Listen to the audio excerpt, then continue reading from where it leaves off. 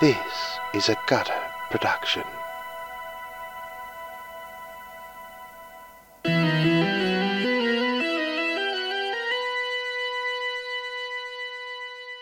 I have a Desert Eagle gun. You have a Desert Eagle? She's got a deagle. It's like a handgun, isn't it? That is like the biggest handgun. Oh, it is? Yeah. That's didn't like a realize that it was monster. big. I assume that Eleni looked at the damage value and was like, what's the highest value? I did. I looked That's at like a gun you need with two hands because it goes like every time you fire it. Not saying you can't have that because that is very funny and cool. Hold on, I gotta look it up. Don't get me wrong, it's a cool gun. It's big. Yeah, that's a honker. That can't be real. That cannot be real. Yeah, it's like as big as your head. That's freaking If you pay me awesome. $50, you can get a really colorful Desert Eagle. You can get some really cool skins. Like in-game? In-game, yeah. Oh, wow. He's taking bribes now. He's taking freaking bribes. Doing Fortnite-style in-game purchases. I see. You can get a new character skin. Yeah. Oh, you want to change your outfit?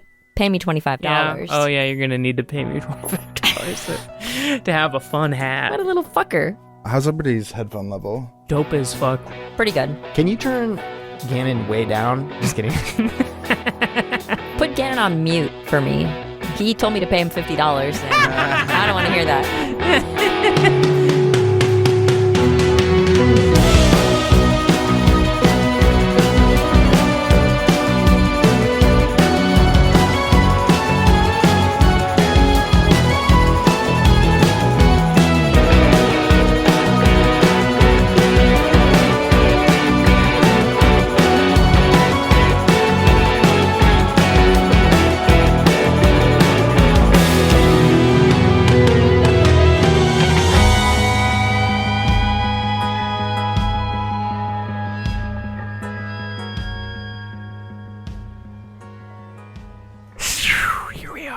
Smell of trees, the bite of a strong ocean wind, the sound of classical music playing under the chatter of partygoers. Here we are, baby, we're on Shaw Island, before the black and white angular grandeur of the Berry Treble Estate. The camera is now dollying up the concrete staircase up to the front door, and the door opens, as if by itself, to a full and lively reception area. It's a grand hall with twin black staircases framing a great crystal doorway. There's a quartet playing classical music. Drinks are being handed out by black-vested caterers to chirping wealthy masses, all masked. All varieties of masks. We see a frizzy-haired woman with an overflowing red beret wearing a classic white masquerade piece, a man with flowing robes and a huge white hat wearing a featureless bronze mask, a man with Groucho Marx glasses and a sailor cap is looking very foggy in the eyes, and he's sort of stumbling through the party. Camera's following him. He moves up to a door that says catering staff only, this drunken sailor guy, and he opens it, and he just sort of like heaves himself into this busy kitchen, drunkenly, immediately helping himself to like plated food, and these caterers are all yelling, "Hey, cut it out there, dude! Sir, please, sir. For the guests only. Sir. There's plenty of food outside." We see a black-vested woman. She's pushing past the sailor through the kitchen doors, squeezing through partygoers, passing by a man in a Dick Nixon mask who's sweating profusely, squeezing past a guy wearing an eye patch over a cheap Santa Claus mask who also has a huge red beard, pushing past a boisterous, laughing man with yellow teeth who sort of just wrapped toilet paper around his head, walking towards the crystal door between the twin stairs. She opens this door. And where the other room was very noisy, this room is austere. Not necessarily quiet, but an air of great importance. It's white marble everywhere, very large high ceiling, and it's lit totally by candlelight, which gives it almost a religious feeling. There's about 100 people sitting here, eagerly, in pews, looking up at a stage. It's all set for an auction. There's a middle-aged woman in a silver beaded mask, and she's got this rockin' yellow dress, and she's standing with like insane rich person posture behind a podium beside a golden statue of a man with a twisted spiraling face. This woman is leading the auction. $22,000. Adrian's bid at the moment. $22,000. Christine, it is just between you and Adrian at the moment. $22,000. Lot number 30. 22,000. Don't let the chance slip through your hands. Adrienne is holding it at the moment. 26,000, and we continue. 26,000. Everyone take a good look on the left in all its glory. $26,000. Now is the time to click. 26,000 then. Fair warning, selling at $26,000. Sold. 26,000 to Christine. Congratulations. There's polite applause through the room, a couple of hoots, and bursting out onto stage, we see a tight-faced, unblinking, balding man with a red plastic CVS party mask, and he's applauding as stagehands cart off the golden statue. What a beautiful night it's been! Give yourselves all a big hand! There we go. Raising money for a great cause while navigating the new landscape of our thrilling future. Yes! We are going to take a quick break to prepare. Please refresh your drinks. Grab an hors d'oeuvre. The fried quail skewers are top notch. But don't wander too far.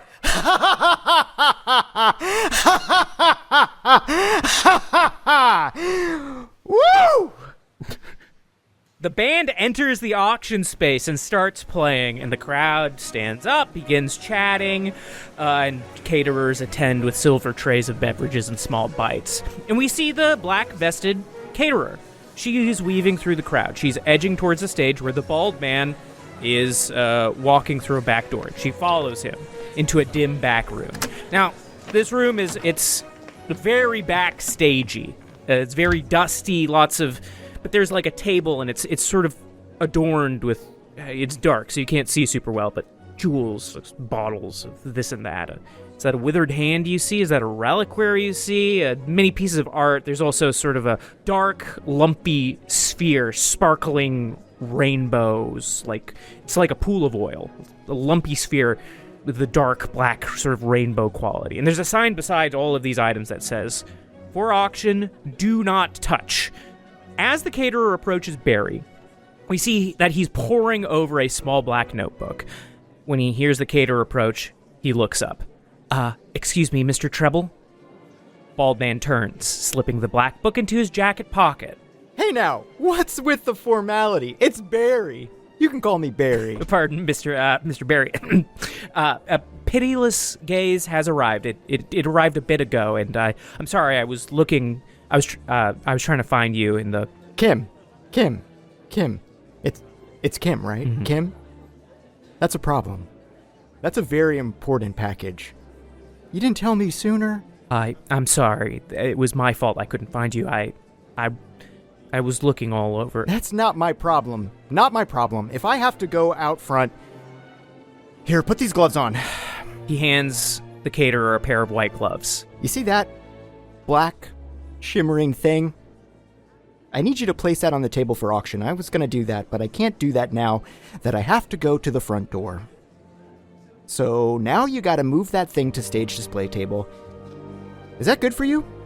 You think you can do that, Kim?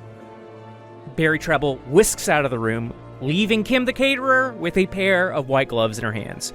Whew. She exhales, she's sweating, she's stressed, but she puts on those gloves.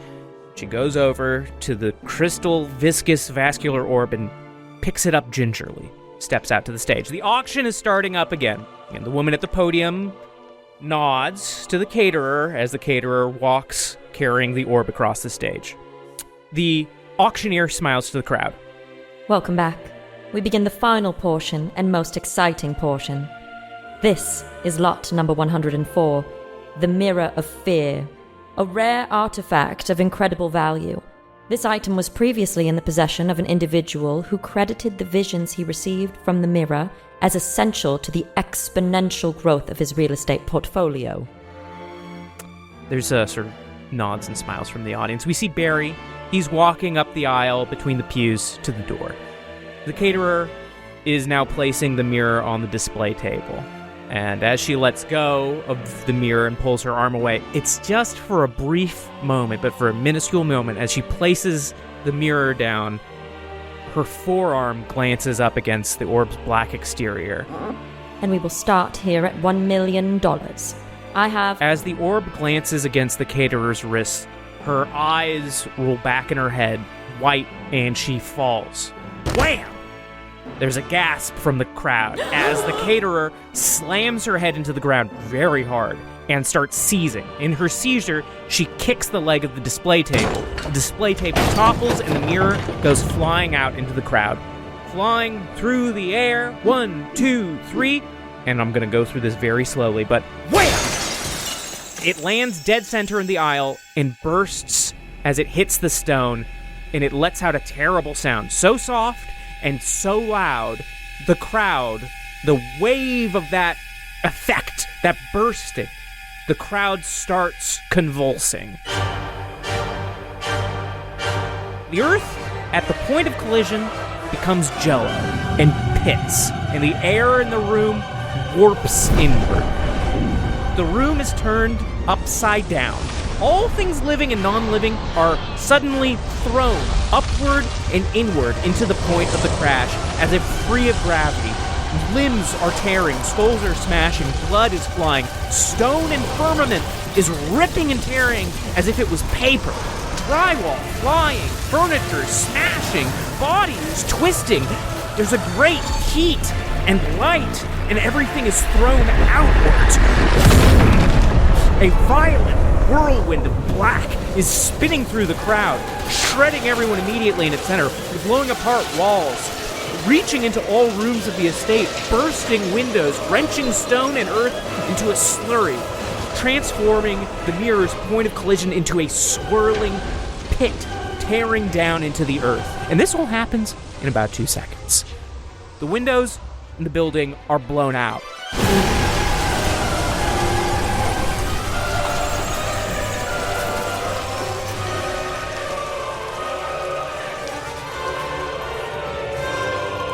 The estate is gutted.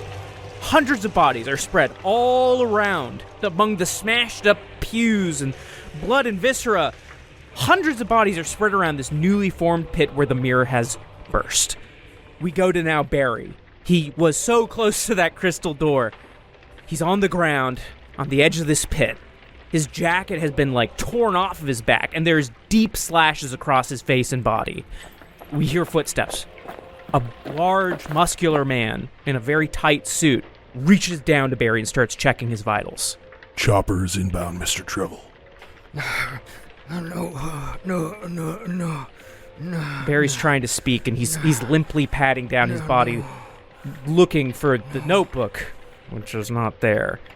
The large man lifts Barry over his shoulders, fireman style. We're getting you out of here. This huge man rushes out of the estate. Barry stares back into the pit, and he sees within the pit that something is rising, piecing itself together from the bodies and viscera around it. Its black wings spread, and Barry looks into red, wet eyes. And wham! The wind is howling up against the windows of this frame of this green car that we know is named Booger. We're inside the vehicle now. It's that smell of breath, of sweat and human fear. Hot air is humming from Booger's car fan. It's dark in the car, lit only by the safety lights of the dock up ahead. The last ferry of the day is pulling away, and we can see its lights blinking into the black night on that inky black water. And the lights go off. In the rear view, the light of the full moon is cascading over a smoke plume, rising from the center of the island, from the estate that you just fled. In the distance, you can hear a helicopter, but you can't see it. We turn shotgun, passenger seat, and we see Bodhi's hulking frame staring into a box on his lap. Bodhi, you're looking down. In this box that you just opened up, It's like velvet on the inside. But you're looking at a blackened and mutilated visor headset, and it's being worn by a human skull. The smell of burnt rubber and battery acid is emitting from this box. You can see the back of the headset is sported. There's like dozens of these very foul and gnarled industrial tubes and wires sort of popping out of the back, sticking back into it, hanging loose. It looks sort of like a VR headset or like a visor or something, but it looks like it has been beat to hell, like maimed with a molten hot spike. In particular, there's like a blackened hole in the right eye of the visor. It's almost like it's like an empty plastic melted eye socket. Bodhi, you're looking at this very strange visor. All of a sudden, the gas has been hit. The car is gunning forward. Wheels are screeching, blasting towards the empty dock, shooting towards those security lights, keeling towards the ocean. You can see Violet is gripping the wheel. Foot has gone pedal to the metal. Bodhi and Scratch are yelling. Just when it feels like you're just like it's too late to do anything, it's past the point of no return, the car is about to go over the deck into that cold water. Car hits the brakes. I don't know what Violet does, but it's a fucking mean turn. Car peels out, drifts to a perfect and clean stop, just inches away from the edge of the dock, inches from tipping into the water. Violet lets out a howl. For a moment, there's quiet as you guys are sitting in the sweaty, hot car, smell of battery acid lingering with your stale breath. We need a place to hide. She spins the car out away from the dock, heads back down the road, back down the path that you just drove away from, and you're now back on the road, driving past trees, ocean to the right of you, driving back into the small town. You can see Violet is shooting her eyes left and right, looking for a place to stop. All you can hear right now is the rumbling of Booger and distant helicopter. It's silent for a moment. So I don't know if this means anything to you guys, but there's like a human head in here. Okay, close the package right now. Close the package. I don't know what the fuck we just saw, and I don't know what is going on, but we need to hide now. That thing was flying, right? That thing had fucking wings. Yeah, that thing had wings. I don't know, it could have been like a condor or a goblin with wings. Okay, it was probably something really fucked up, all right? But this is a human head, and it is wearing... Close the box. Okay, but what's the point of closing the box? The box is open. Scratch, you notice you're looking at this weird, fucked up thing. I don't know if Violet's gotten a good look at it, but you're looking at it. And he's held it up. It freaks you out for a second because, yes, it is a human skull. But then something clicks in your head, and you notice in the center of that visor, sort of between the eyes, beside that one hollowed-out plastic melted eye, it's like an Ouroboros. But it looks like it has wings. But it's very medieval looking. It's like you know how like a visor will have, like if you plug it in, like a light will come out of the plastic, and it looks like it's like a sort of plastic covering that when you plug it in, the light comes out of it. But it's shaped like a dragon eating its own tail. Like Rayquaza, the Pokemon Rayquaza. Let me look up Rayquaza. Yeah, we would check this. We need to verify this. Need to verify. Is it Rayquaza? No one, no one in my inner circle needs to look up what Rayquaza looks like. Everyone in my inner circle knows what Rayquaza looks like. Of course, I know what Rayquaza looks like. It looks exactly like I Rayquaza. suppose it looks like Rayquaza in that it is a long sort of serpent dragon, but it's a little more medieval, you know? It's a ring. Yeah, Rayquaza's kind of futuristic. Rayquaza's a little sort of metally and futuristic. This is more dragony. Scratch sees this thing. Bodhi is holding the skull like it's Yorick from Hamlet, and he's got it out, and it very clearly has this. Look, Bodhi's a gamer, and he's into electronics and tech and all that shit. on a, consumer level. And Also a consumer level that's maybe like 5 to 7 years out of date. yes. He's been living in the temperate rainforest for a a long time and trades DVDs. Oh, did I say Bodhi? Yeah, you did say Bodhi. I meant me. Oh. Your name is Scratch. My name is Scratch Kelly. I was happy. I was like, Bodhi was holding. Thanks for giving Bodhi you a some gift. gamer cred. I did. Well, I you do thought have a that lot too. of DVD you have a lot of DVDs. Okay. There's some games in the DVD menus. Also, you play the game where you look at the DVD logo and see if it ever hits the corner. That's one of my favorite games. That's one of it. We did establish that we played a lot of 20 questions, but like as we were That's waiting. true. Yeah. And so there are like some things we figured out. And guess what? Scratch now knows that Bodhi's a bit of a gamer, but Bodhi's not as much of a gamer as Scratch Kelly, No. and doesn't recognize like a good piece of VR tech. But here's the thing, this doesn't look like any headset Scratch has ever seen. And when he sees a cool piece of technology, I mean, he gets excited. And this is already a crazy situation in which the stress and the fear and the adrenaline is mixing with, if you remember, he had kind of gotten into this headspace of like, not detachment, but like everything has gone so wrong, it's almost funny. And so there's a little bit of that still remaining.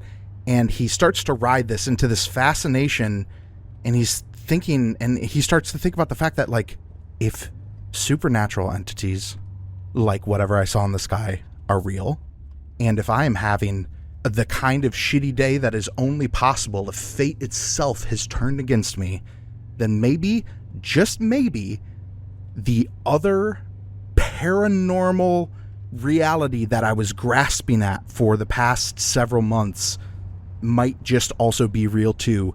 And that is when he pulls the tome out of the backpack. And he does what he has done often this whole time that he has been out west, except it has never panned out. Yeah. And that is, look at the situation around you, break it down into keywords. Are those in this binder? Yeah. But he doesn't even need to pull it apart. This thick binder that the biker guys had grabbed earlier. It's like this 3-inch binder that's just packed full of like loose papers and signifiers and things like that. But you're like, what word's dragon? Eyes and... dragon, eyes, and mouth. And frankly... What came before. And there are two pieces in this tome that he has constructed that he knows back to front, and one of them is on the very first page. Yep.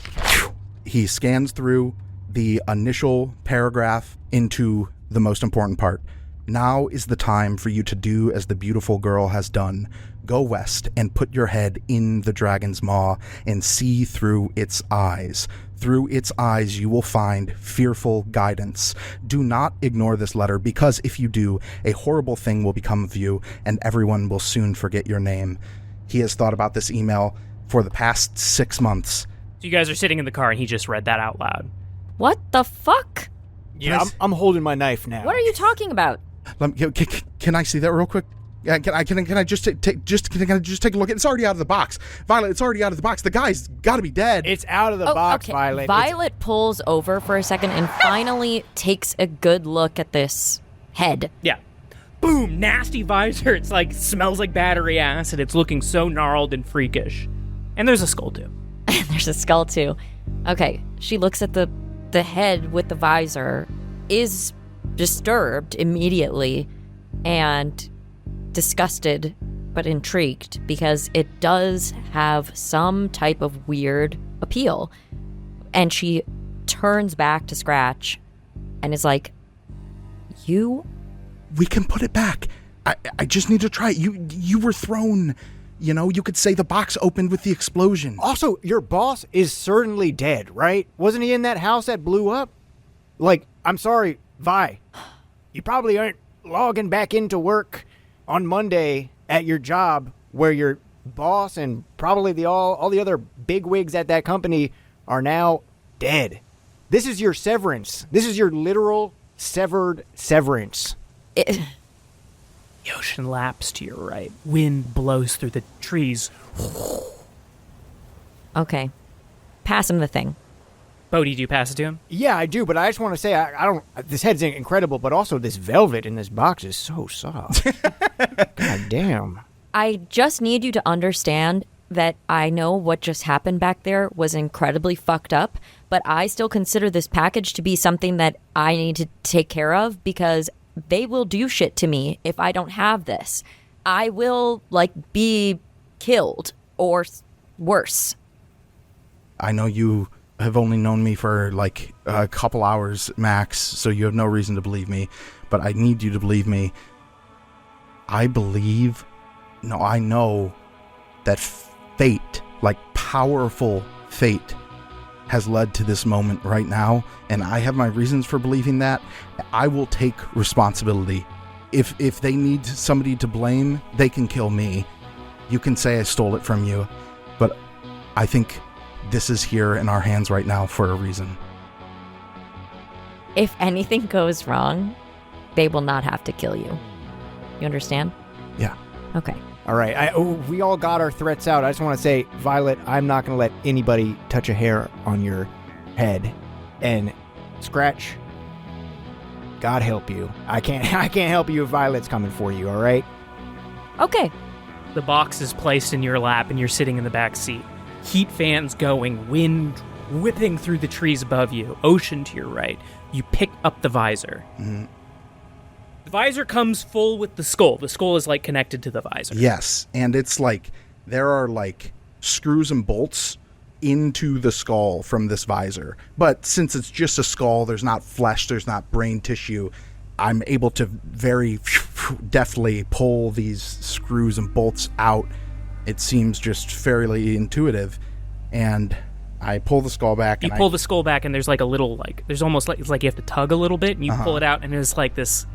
There's a film around the back of the head. It's almost like a dried pinkish film that just sort of comes off. Ooh, okay. It's a but now you have separated the visor from the skull. Oh God! Save every screw. And then suddenly, now that I'm just holding the skull without this cool visor on it, I'm like, somebody take this. Bodhi grabs it with one hand. He palms the skull, and he takes a look at this skull, and he wonders briefly who this was.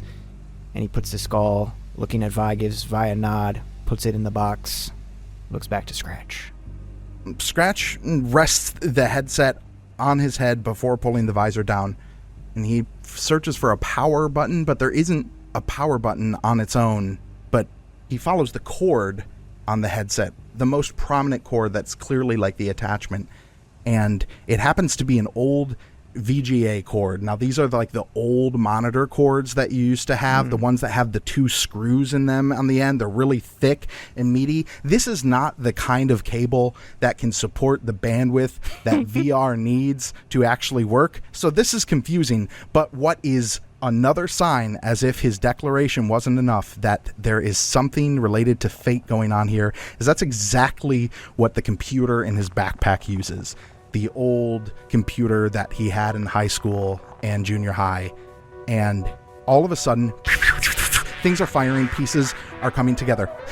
Violet, do you have a power adapter for your car? Yeah. You like of an course AC? I do. Okay. And then they open up a little compartment and there's a bunch of cords coming out. Yeah. Massive cords. And so this is you pull out, and one of them is basically a power bank that plugs into the cigarette lighter thing.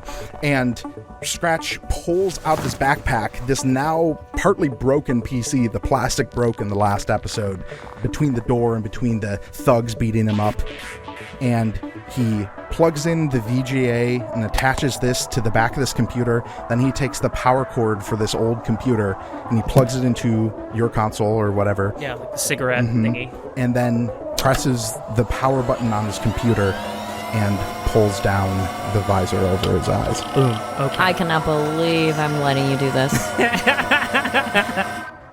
Bodhi has a pocket full of random things that he's really sad that Scratch didn't need to ask him if he had some twine, a small abacus, a bunch of rocks, a collection 5 out of 12 homies from this one set of homies. Wow. No duplicates? No duplicates, but only 5 out of 12 of the full set. Still. One oversized precious moment angel that has a real strange face. Oh, I thought that was your dick. Oh, it was. Okay. There's a hole in his pocket, and his Jesus. penis, Oh my which does God. resemble a precious, oversized, precious moment angel with a strange face. Oh, it's a strange face, but it actually looks like a pretty normal penis head. And that's what we call facts. Canon. Loki facts. Boom. Penis head. Back in the shorts. Zoop. But then we're going back to the back of the car. You hear the fan on this fucking computer chugging. It just does not sound healthy. Fan on the computer is really humming along. The visor that Scratch now has on his head, you guys in the front are looking back at it. You notice like around the halo, like these sort of very sort of like dim lights are sort of popping up around the halo chakra of the head. Scratch, as you feel inside, it's like very lumpy at the top. It's like very pointed, a little uncomfortable. It's like almost warm. It's it couldn't possibly be wet, but it almost feels like it could be wet. It's like almost feels like a mouth, sort of like sort of almost like sucking in your head, and it starts to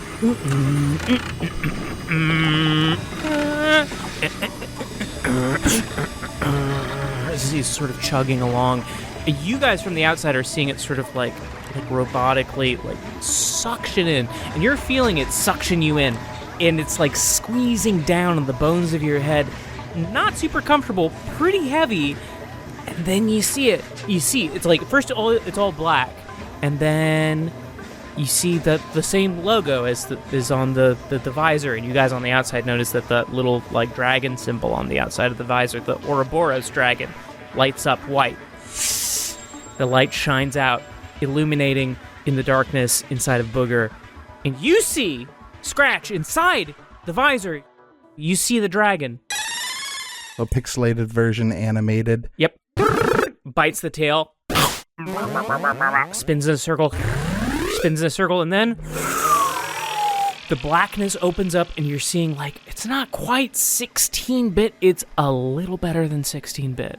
But all black and white in your surroundings, and as you look around, it's like the camera almost lags as you keep up. But you can see your surroundings, but in this kind of like 16-bit black and white. Okay, it looks like we got some pass-through. What does that mean? What's a pass-through? Well, I mean, say cheese, Aaron. You're on camera. I can see through right now, but it's... You see me? How many fingers am I holding up? Okay, well, between the two of you, each of you are holding middle fingers up. So that's 4. I'm wrong. I'm also holding up my thumb. He is holding up his thumbs in a real strong way. And I don't... Your thumbs, Vi, it depends. You could count I got that. one thumb, check one this out. non-thumb. Check this out, Scratch. Oh my God, that's a super finger? Is that a super finger? Yeah, I'm doing the super finger from the Dane Cook bit. Something tells me Bodhi's got a lot of copies of the Vicious Circle Dane Cook. Bodhi also knows Dane Cook, but that's a story that's a story for a Patreon Dream guest exclusive episode. So this thing is like, this helmet is like sort of like heaving and moving on your head, like, And it's loud, too. It's a... yeah. Oh, do we do that again? Oh, I like that. Like, kind of like when you hear, like, a shitty robot, you hear the servos inside of it, like, spinning, and then you hear, like, little vacuum suction to get things to move. It's, like, kind of pulsing a little bit. This thing is... I hate to say it, so I'm not going You're to. saying what I've been thinking for a while. I want to hear it. You're not going to say? That's what good pussy sounds like. All right. And just like that, Scratch, you notice that the 16-bit, like, a white circle is appearing, like, around your feet. It connects, and then it disappears, and then black again. In the blackness, you start to notice a shape, like a square shape, a rectangular shape, and it's getting closer to you. And it starts to reveal itself. It opens up. It's a little black notebook. And there's some writing on the first couple of pages. It flips through the pages in this 16-bit view. And then it closes.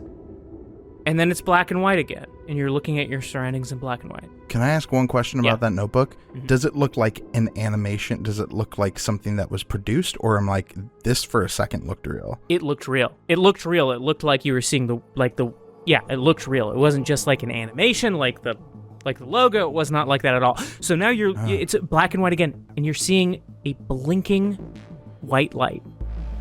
It's not steady. It's going ding, ding, ding. I turn my head. And you turn your head towards the illumination, and you're looking right now in the direction of it's not quite a town because it's just like a few houses here and there, but it's like the general area where there are homes on Shaw Island, and it's the general area that you just came from. It seems to be in the direction of the estate, but you're seeing a very small but very bright blinking white box. I open the door suddenly. Listen, Scratch won't say it outright, but he's excited. Yeah. Okay. He opens the door. I open the door. Wait, don't hold do on, that. hold on. Where and are you going? I'm not. And I climb up kind of onto the roof of the car, not with my feet, but like with my body, and I lift myself up with my arms just to get some extra height. And I can see above the tree line. Yeah. In this distant black and white infrared camera view, I can see the actual mansion that we just left, and it seems as though that white dot is like a waypoint blinking within the mansion itself. I mean, you've played video games. You know that this is a classic. Go here. It's like almost comical. Okay. Hey, so I think starting to figure some things out. I think this headset has some sort of like AR GPS functionality. I'm getting like a blinking icon back. Brace yourself. Back at the mansion that just blew up. As if this is like guiding us somewhere in there. Maybe that's the owner. Maybe it's like a server that this is supposed to attach to. But if we are going to return this thing, I feel like the big blinking white dot kind of, he calms himself down because he's getting really fucking excited. Violet very sternly looks at Scratch and is like, if you are going to open the car door, you need to look behind first in case somebody is coming. I've had my door taken off. You know how many times? I can't even tell you how many times. So don't just open the car door when you have a thing suctioned onto your head. And does a double flick off again to Scratch. Bodhi, got it? Bodhi also kind of half-heartedly does the double flick off again, just because Vi said that so powerfully.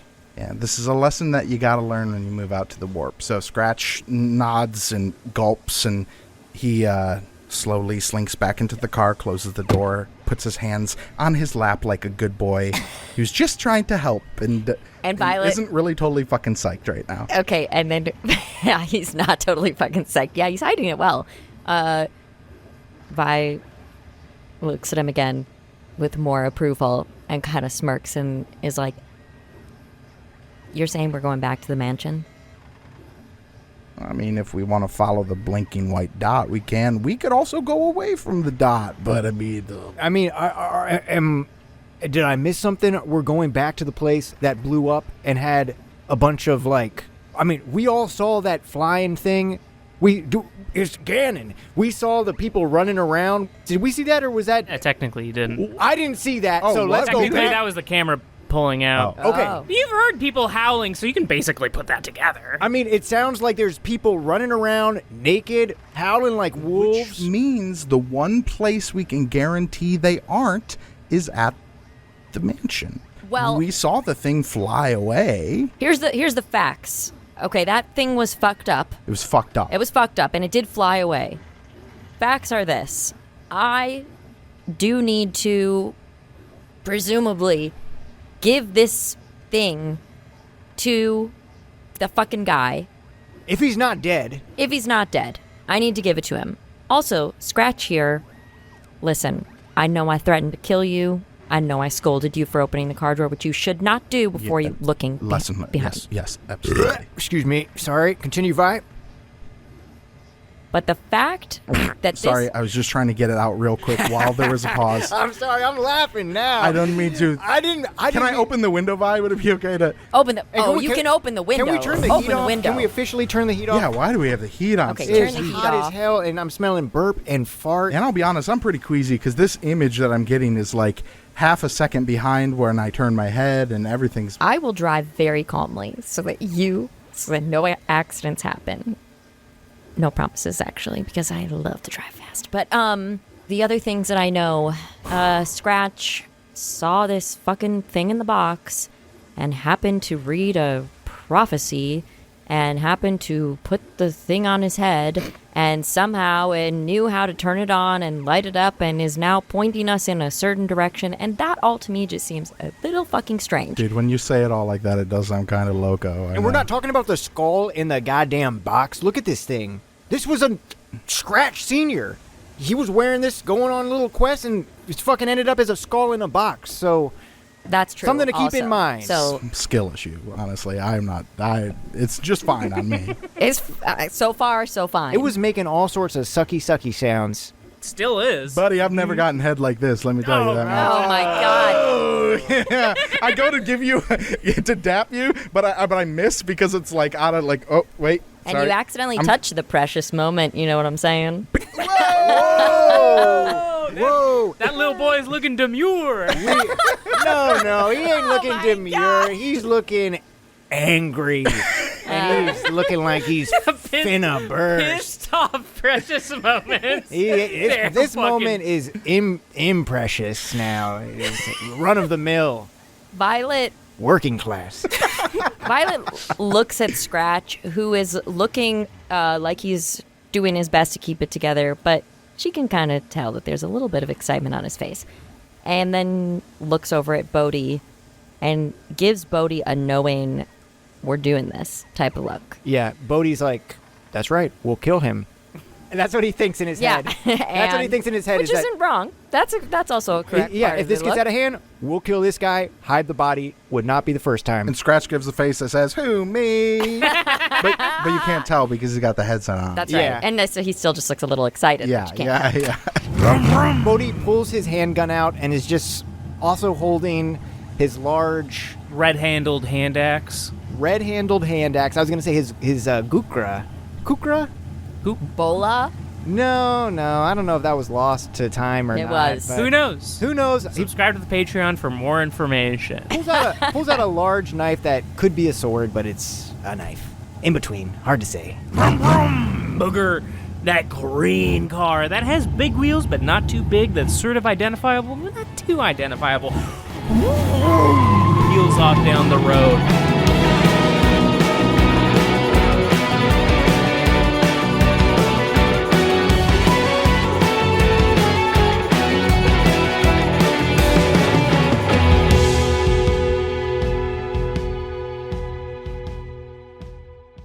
Wow. Oh, what the hell? What an app. We're here in the interlude. It's not the episode anymore. Episode 2 interlude has a real nice ring to it to me. I like the sound of that. And you know what's the coolest thing about episode 2 interlude is that we get to talk about, we finally released episode 1 after so long and working on this show for like literally years. And it's so exciting, you guys. Oh, dude. I mean, sorry, I feel like Pat Sajak or like someone being like, and can you believe the response we've gotten? Can you believe It's it? been nice. It has been nice. I'm here all day. I'm on my phone. I'm going, what are they saying? And it's all nice. And that's not And an we love invitation to start saying bad stuff. Don't even think about it. Oh my God. Do not say Not that even stuff, as a please. bit. It will We're make fragile. us exhausted. I will say one thing that's nice about having a smaller show is that mostly all of our feedback has been positive. Mm-hmm. Even though more listeners will mean that probably someone's not going to like it. As much as I would love to gatekeep our show, please tell people about our show if you're enjoying it, if you think they might like it. Word of mouth is how we freaking pay the bills. It's everything. So spread the show and thank you in advance. Tell your friends and enemies. It will heal the division between you two. Yes. We're going Our to show. save America. Save the world. We'll save a marriage. Who knows? We'll save a marriage. Rate us 5 stars. And every time you do that, we grow 1 inch taller. And we are very tall now. Oh, yes. Actually, we'd like to be a lot taller. We are 25 inches tall. 25 inches tall. Grow us taller, please. Speaking of paying the bills, support us on Patreon. Yes. We have so much extra content on Patreon. We've got some prequel episodes that are just as high quality as the main episodes. And we also have Gutter Talks, which are after show talks. There is one out right now. After you're done with this episode, you can listen to it. We break down the episode and we talk about other crap and stuff like that. And not only that, you help keep the show going. You help us make sure that this thing stays alive and that we can do all the things that we need to do to keep a business running. Okay, we love ya. We put a lot of time and effort and energy into this, and every bit of support really helps us keep going, guys. So thank you so much for that. Thank you. Enjoy the content. Enjoy it!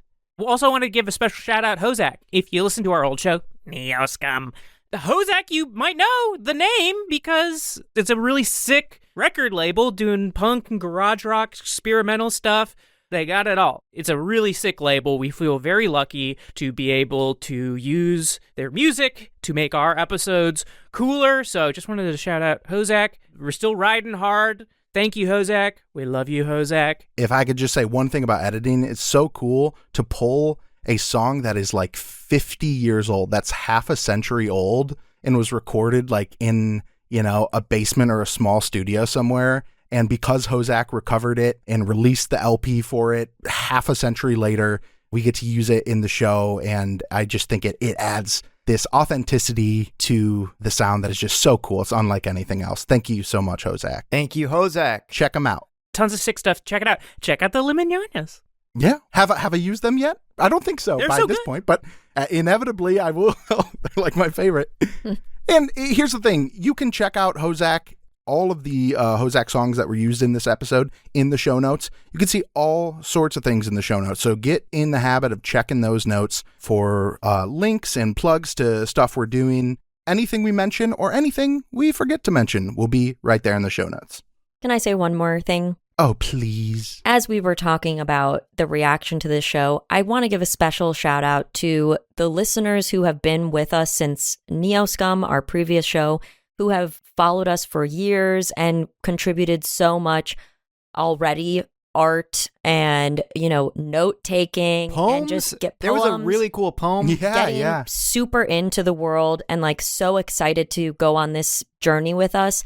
We just want you to know that you are part of this show also. You're part of the Gutter world and the success, and we're so, so grateful, especially for you, but also for you, new listener. We love you too. Mm-hmm. That's it. I don't know if this was from a listener or what, but there was this mysterious kind of crate that came. Oh, yeah. What is that? Oh, yeah. I opened it up, and Casey, can you look inside here and tell me what's in here? I'm just a little scared to look. Oh, yeah. Sorry, I'm holding the rest of the episode in my hand, but let me just open. Oh, no, I dropped the rest of the episode. Oh, God. Oh, no, you dropped the tape of the rest of the episode. The rest of the episode into this crate. Don't tell me that the crate is full of tapes. No. Gannon, then I won't tell you, but you're going to want to close your eyes because the crate is full of tapes. Oh, no. Oh, my God. All right. Well, I'm going to reach in here. I'm going to try to grab the rest of the episode, but I might grab an ad. I guess we'll find out when we click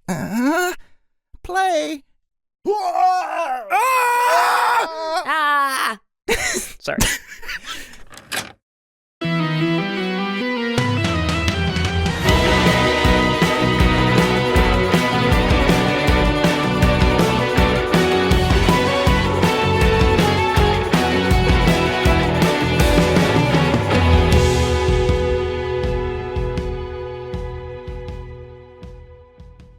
Booger peels off down the road, pine trees above, wind howling hard. It's a hard wind on a cold night. Ocean is starting to churn with some intensity beside the vehicle. We're riding down into the village, looking to the left. We're seeing these sort of rustic homes. All the lights are out. No cars on this street. The only sounds, well, there's a lot of sounds in the vehicle. But suctioning, like old fucking Windows. Not Windows fucking 89 is what we're talking about. So fucking old, this fucking Windows, this fucking Bro, old yeah, app dude. is dapping you up, bitch. Dude, Windows 69, the way this thing is fucking sucking me. Sucking on Why are we talking about old Windows? Old computers used to make suction sounds. Well, it's also going, Buddy, when you use them like I do. and advance. Bro, where are you putting that floppy When I disk? turn my old computer on, it's like you know? Truly. And I love that shit. All right, so we're howling off. We're moving towards the town. There's a bunch of rustic houses. Lights off. And in the distance we hear it. What do you hear? What do you hear when you get closer to the village? Boom! You're getting closer, and you're just like hearing sort of like howls, or the howls of ecstasy, pain, fear. But we're getting closer and closer. And sure enough, Scratch, the closer you get, that blinking light starts to get bigger and bigger and bigger. And sure enough, as we're following this path, you can identify that blinking light is certainly coming from the estate that you just left of Barry Treble, CEO, WCL, West Coast Logistics, Violet's boss. You are coming up now on the turnoff to the very estate, and you can tell it's time to turn left, get on this road. The sounds of distant screams, howling, you can hear it more clearly. The helicopter's gone now. You don't know where the helicopter is. You never even saw it. You don't know what's going on. But those howls, the energy's weird. But you're here at the turnoff. You know that that's the estate. Okay, folks, I can firmly guarantee now, based on what I'm seeing, that this is definitely coming from within the mansion. And I think as we get closer, okay, and we're turning now, I'm going to be able to tell exactly what room it's in. I'm hooked into the car, so I won't be able to like wear this in, but like I said, maybe that's the server. Maybe you could leave it there. Maybe that's him. I don't know. You have a phone? We have a phone, but there's no fucking... Well, actually, this is society. Maybe there is maybe there's fucking signal. And I pull out my phone. My phone screen is all sorts of fucked up. It does not read through this pass-through for some reason. Bodhi pulls out his phone, and it's actually his precious moment. Oh And he looks at it as he remembers he does not have a phone.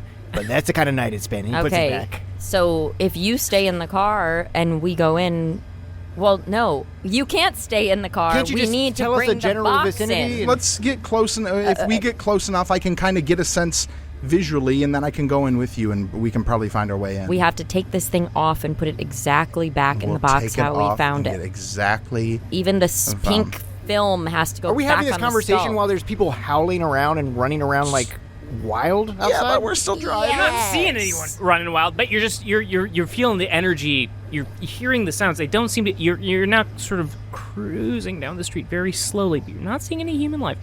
There is lights.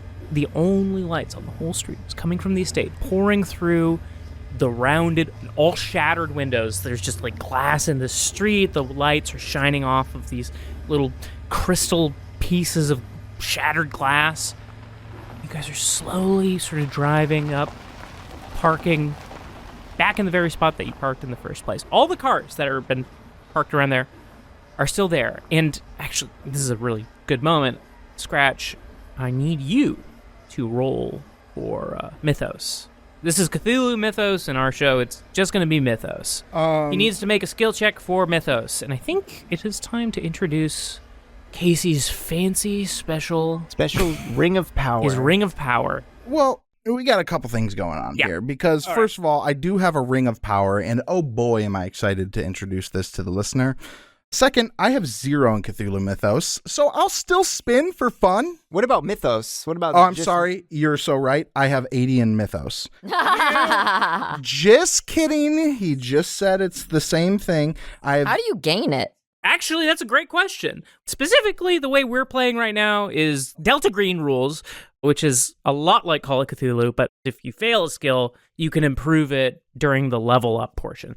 If you're curious about what specifically is going on in the minutia of that, just take a look at the show notes. There's going to be, 1, a lot of things for you to look at, but 2, if you're a rule head, you're really going to like the link to a document sheet of the rules that we are playing with. So that's all I'll say about the rules. Delta Green also sounds like a synthetic weed that has not been tested by the FDA whatsoever. Delta Green has like kratom mixed in. Oh, It's got, yeah. like, In 10 years, we're going to find the side effects of Delta Green. CBG, CBN, CBD, THC, WD-40, and BRB, NBD. TTYL. LYLAS. Love you like a sister. Okay, roll your ring. Now, the rule heads out there might be wondering about the rules, as Gannon said, but the ring heads out there are wondering what the Ring of Power is. Oh, yes. And that's because in Call of Cthulhu, you need to roll a percentile of 100. D100, yeah. A D100. A percentile. And now I did buy a D100 ball, which I think maybe this is one of the lost recordings, but I did use that for one recording. Oh, and it's yeah, comical because it doesn't stop. This is a ball. It's too spherical. It is like the angles on it are too subtle for it to like stop on them. Yeah. And the thing is, how you're supposed to normally do it is roll 2 D10s. One would count for like the 10s and one would count for the 1s. I just, for some reason, that really bothers me. I knew right from the beginning that I didn't want to do that. I wanted to roll some other way. I wanted it to be just unique and interesting. And I did a bunch of research and I struggled to figure out something. I wondered if I would have to do some crazy DIY project. Eventually I stumbled across a D10 ring, which is a ring with a little spinner and it has 10 numbers. And so these are going to be the digits of my rolls. So this is how we're going to do it. I'm going to let the listener listen to this. And this is for the 10, 20, 30, 40 digit. Ooh, and buddy, look at that. A 2, so that's a 20. That's pretty good. Which is a really good roll. Honestly, it's been if you rolling don't really have good. 0 in the skill that you're trying to roll. So let's see what my second digit is. Yeah, who cares? 0. So I got a 20. Hey, Not 20, that's really bad. good. Nat It's 20. Still a failure. Gannon, before whatever happens for this failure, can I just say that, okay, I'm really starting to feel it, so I got to get this thing off quick. I start pulling at it. And it's like as I pull, it pulls back against. Yeah. I start really struggling with it. And then... It's almost like it's like trying to take a bite out of you or Yeah, something. I start breathing heavier. And then you feel a strong pain in the back of your head. Like you just got hit by like a pincer or something, just like jammed in the sweet spot where the back of your skull meets your spine. And you take, 3 damage. I take 3 solid damage. Oh, Jesus Christ, that. I take 3 damage, and it's as if like a finger pushed itself into my skull for a second. And right at that moment, I'm already feeling queasy. I'm already starting to hyperventilate. I'm about to blow. Bodhi is seeing the signs of vomit coming, and he's knowing that Scratch is not doing well. Yeah, you hear me. Knowing that vomit cannot get in Booger, or else Violet will be even more on edge than they already are. It's Booger, not bile. That's right. Booger, You not can hashtag sneeze. Booger, not bile. Hashtag Booger, not bile. Sneeze as much as you want. If you are in line, stay in line. Whatever. I'm gonna say Boogermon, go to the polls. Yeah. Let's just continue. When this comes out, we will already have our whatever number president. Oh, yeah. Oh shit! Holy shit. Barack Obama. That happened for the start of Neoscum, too. Welcome, President Trump. And take 2. Welcome, President JD Kamala Harris. All right. Trump will be assassinated before this episode releases. JD Vance will be president. This is my parlay. Okay. It's an exotic bet. I've gotten really into gambling. Okay. Boom! Here we are. Scratch is feeling really queasy. He just took a bunch of pain. Maybe there's some stuff dripping down the back of his neck. Bodhi is going to quickly grab this box to try and catch the vomit in. And with his other hand, he is going to grab a hold of this headset and see if he can't pry this off this guy's head. All right. Just give me a dexterity roll for both. Do you want to just spin it on my finger? No. Yeah, you want to wear Yeah. it. I want to do my Mike's going to wear it. Mike's got the ring on. What is that? 0. Oh! No, this is... Zero's fun, right? Because it can either be... Is it... If I No, get it's always good. It's well, always well, if I get another 0, then that's 100. I'm taking it as 0 to 99, you know? Okay. But if you want it what to if be I terrible? Get? What if I get? I oh, think... Would we prefer it to be terrible? I think it should No. be terrible. Well, here's why it's fun. Because when you get the first 0... It could either be the best thing that's ever happened or the worst thing that's ever happened. It's official. You don't know 0 till the 0 second. is the You worst gotta- thing that can possibly happen. So you Okay. want 0 1. So it's like 0 0 is yeah, the worst. yeah. It's exciting because then it's like things could still be bad. Don't get too happy. You didn't get into Yeah. your first choice college. Okay, 3 All right, 0 3. That's as clutch as it gets. for dexterity 2. That is a golden hit. This is a golden hit.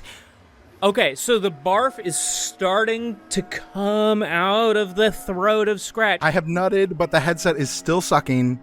You take the box. nasty. The barf is coming out in slow motion. It is landing in the box. and you're moving it almost like a soft serve swirly. Oh my God! To keep it from like getting out, and at the same time with your right hand, you are pulling the sucker off of Scratch's head, and it comes off. You got it off, and you close the box. But right before the box closes, you see that there is a like latte design in the in the bar, and it's a perfect depiction of Booger, the car. It looks amazing. It's rendered in 4D basically, but the box closes before you can really confirm. That's what I saw. And Violet, you're just watching this. I opened the door, but I look back like I was inspired. But I'm like, my face right now, I'm like, and he caught it there, but it was the headset was coming off. I was sweaty. whipping. I look like that meme of the kitten who's dipped its face in milk. And I look and I kind of just like go out of the car and I'm just on all fours on the ground, kind of like, Violet, when this is over, we need to get a hot dog. What happened to putting the thing back in the box exactly how it was? We could say the vomit was there. We could say the vomit was there. I could just throw the vomit out. Let me open this up real quick. Oh my God. He opens it up.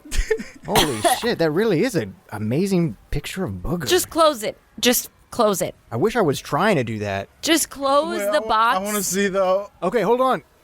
Scratch, look at this. Oh my God. Look at Booger and then look at this. Is that a porcelain? Wait a minute. No. What the hell? There's a hole in the bottom of the box. No! Oh my God damn. Now it's warm and gooey. No, that was just one of the homies. Okay. Just one of the homies. Oh my God.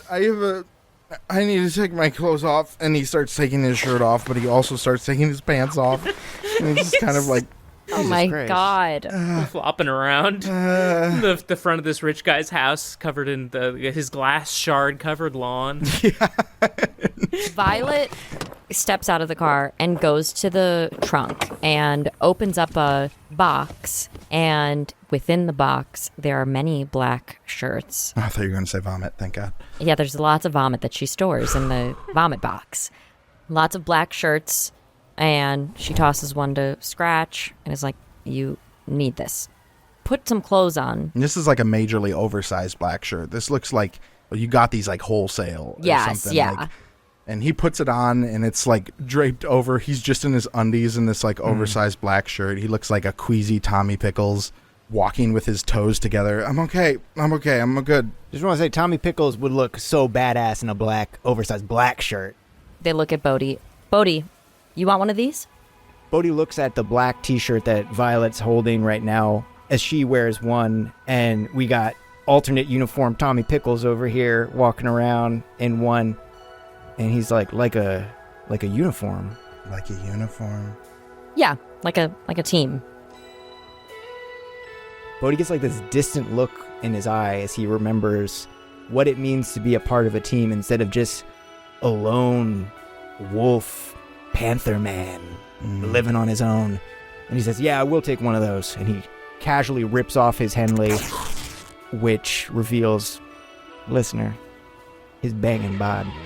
Rockin' bod. Rockin'. This man's body, Put the kids to bed before he describes this body. Close their ears. you could take a drumstick, beat each one of his muscles so well defined, and they all make a different, clear, crystal sound. Oh, ouch. Thank you. That last part hurt. But Bodhi whips on this shirt, which was oversized on Scratch and a little tight on Bodhi in a way that looks fitted and cool. Yeah.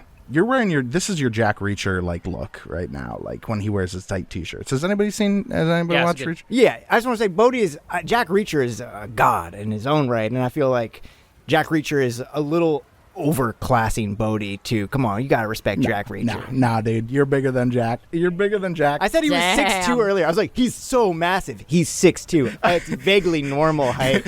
I think I said 6'2", 6'3". yeah, or 6'3". Let's lean on 6'3", and that's barefoot with a slouch that he got from country living. Bodhi dumps out the vomit real quick and gives it a vigorous shake Violet comes over, punts the box with her foot, like kicks it into the forest, and Bodhi runs, and he catches it before it falls, and he spikes it into the ground instinctively, and it breaks. Instinct. It's like pure cat-like instinct. and then also out of the trunk pulls out a flat, not assembled yet, black cardboard box, of which there is a little storage compartment that has just these, because you wouldn't even believe how many times somebody has thrown up in a black box that, needs to get replaced. Exactly. So they quickly assemble the box. Skull, put a visor on it. The night is dark, and everyone's got their black shirts on. The wind is whipping, and there is but one light on this street, and it is shining out from the circular fucking rich guy's house. The busted open windows. And when you look over there, you see that front door that Violet knocked on. Door's hanging open, and a light is coming through it. Scratch, that light that you saw was blinking from inside this building, and you feel pretty confident. Kind of get the general gist of how deep inside the building it is. Yeah. Dare I say, we got to get in there and get out as quick as possible. Are we on the same page about that? Yeah, I would like to get the fuck out of here, and I want to hide, but I also have to put this in what's-his-name's hands. You hear a big scream from the woods, like, that was definitely someone being tortured. Oh, now you have been saying a lot of like pain or ecstasy. What kind of torture? That one was bad. Pain torture. Okay, not let's ecstasy fucking torture. go. Okay, let's get inside. And if they have hors d'oeuvres, I could really use something in my stomach right now because I'm empty. I can't believe you're thinking about eating, although we were talking about hot dogs all day. Yeah. Yeah, maybe Okay. if they have a shipping container in there, we can pry it open for supplies. Violet has carefully reassembled everything back into the box, and they are now holding the box, very clutching it to her chest, like tight. Gannon, we stride towards this house with a purpose. All right, so these three guys, wind is just roaring through the pines and the Douglas firs that are all around. Here, there's still sort of distant voices like coming from the forest. And we're walking up, sort of occasionally crunching on glass, stepping up the steps to this door that's emitting this light from the house. These three guys looking in through the door. Still no signs of light. You can see looking into the house. It's a very strange sight. But let me start it off. The first thing you see shocks you, but to preface, this is a house that once had like an overall sort of circular architecture. Like everything was built around a central circular room, right? But that's a little hard to tell right now because what you see is very, very strange. It's like the original intent of the architecture and layout of this place is kind of hard to determine because it looks as though, and prepare you some veil rolls, the home interior has been rent and ravaged beyond comprehension. And not just from like a fucking fragmentation, like just a regular boom explosion. It looks like the claws of hell have rent into the walls and drywall of this house. Like in the very center of this house, this spiraling shape coming from the ground, the very firmament, the very base of this home. This spiraling, scarred, swirling shape is just rent everything. So walking into the house, what you see is just like smashed up drywall, wrecked furniture, and it's like, looking at the walls, it's like a swirling energy which began from the center of the house, like dead ahead. Looking dead ahead, you can see blood. Viscera. There were bodies. Oh, God. There were bodies for whatever happened, and they've all sort of slid down to the center of this spiraling, like, pit. There's just, like, a spiraling pit in the middle of this house, and there's, like a pool of, I don't know, maybe, like, 10 feet of, like, fluid and carnage. So let me get a veil roll from everyone looking at that. I no longer want hors d'oeuvres. Ooh. 4. No. That was a D20. Man, this was is a like that D20. Neoscum bit all over again. I got a 15. On a D100? On a D100. All right. It's an actual D100. All right. Bodhi got a 4. Pass, fail.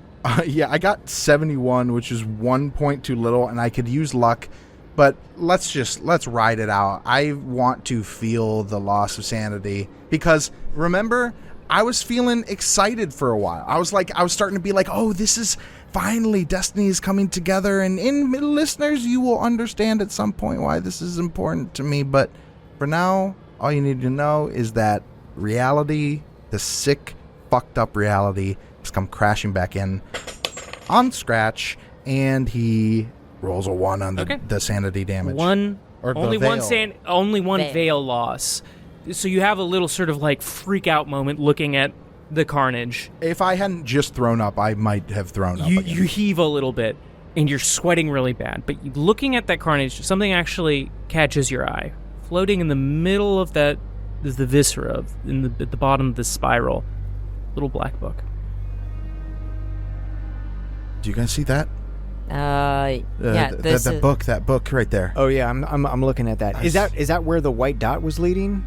Is it? It's about where? Bodhi creeps down. He's holding his handgun. He looks back at Violet and Scratch, and he's looking at them as he goes to grab this. You get a nod from Scratch. You get a shrug from Vi. And there's no signs of like dead people in this environ. I mean, that's the pool of a body. Like you're reaching into some bloody goo. But it's like kind of unidentifiable. It's not like pretty unidentifiable. It's not like I can see a face of Barry Trimble. No. Okay, yeah, Bodhi quickly grabs this black book and then in a big hulking way scampers to the rest of the crew. So, what do you think this was? Like the living room or the den? A little bit of both. I could see they've done some work. Bodhi takes a look at the viscera again, where he got this book, and this is this book covered in viscera.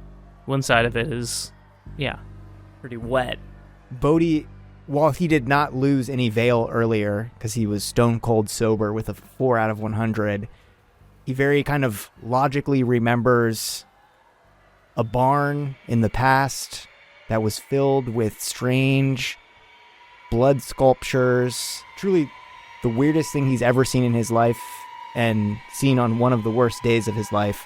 And he looks at this place, and did you say what was it? What room was this? Yeah, what room was this? Living room or? I think this might have been the chapel. Whoa, boy. Oh, I was kind of making a joke, but I think you're right now. This does kind of look like a chapel. Okay, great. So we will look at the book. You hear gunshots from outside. You can see directly across from the pit, from the door you walked into, across this pit that's destroyed this whole house. There's another door and it's open. It's looking out into a backyard. You can hear someone going. You can hear more screaming now coming from the front door, from the nearby forest. It's close and it's coming closer. I think we gotta get the fuck out of here. Gannon, real quick, are there any other rooms in this? It's like the whole house has sort of been torn open. It's just like all the doors have been ripped open and everything has been shredded. So no, there's no real other rooms to go into. It's just a mess, hollowed out. Let's get the fuck out of here. Okay, yeah. Okay, you guys are running out to the front door. So looking out the front door, you see about a dozen masked partygoers. They're all wandering out of the forest, moving in an extremely disturbing manner. It's like they've all been terribly, terribly wounded. Some are staggering, some are doing a limping run, some are dragging themselves by their hands on their stomach. You can see, facing down these partygoers, standing, unfortunately, right by Booger, two heavily and very bizarrely armored figures. They're holding long, gnarly-looking rifles. They're dressed all in black, geared to the nines, and they're watching these partygoers, limping and drifting closer and closer. What the fuck? Blackout!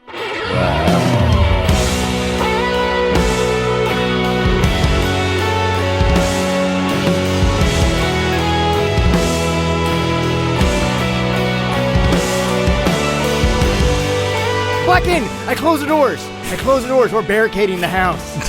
We are going to barricade the house, Gannon. Hide in a pool of viscera now! We have Cover initiative. ourselves like the Predator. We do like the most insane set of actions that you've ever seen. I start pooping in my hands and smearing it on my face to scare them.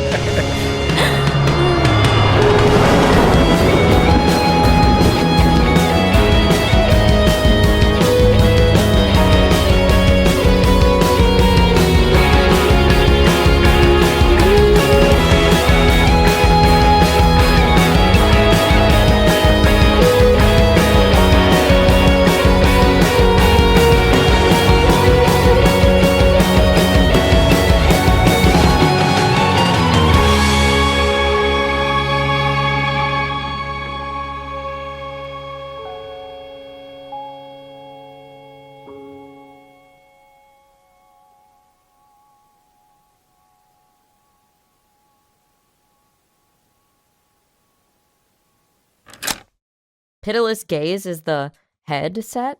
That's right. Oh. That's the name of the headset. But you guys don't know. Well, So we don't who knows know. when that'll come up again. Never seen that. Never knowed it. I didn't read it. I just heard you say that. So you thought that it was like a gay? Yeah, like Pitiless gaze? Oh, Oh, you're really pitiless going to wear that gaze. thing? Pitiless Gaze. Oh, no pity in them. Pitiless Gays are here. Pitiless Gays have arrived. The pitiless gays who walk. They're very cunty.